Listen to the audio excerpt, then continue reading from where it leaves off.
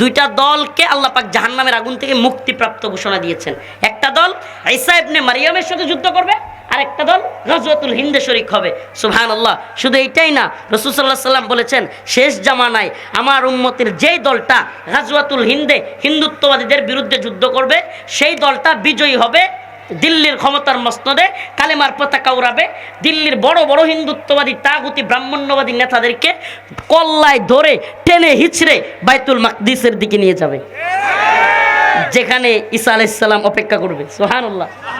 তো আমরা বিজয়ী, আমরা কি সুবহানাল্লাহ। আমরা হয়তো বিজয়ী হব, নাইলে শহীদ হব।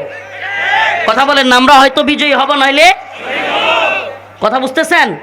আমরা প্রত্যেকেই এই কথাকে হিম্মত করি, অন্তরের মধ্যে লালন করি, একসাথে স্বাধীন হব, না হলে একসাথে শহীদ হয়ে যাব।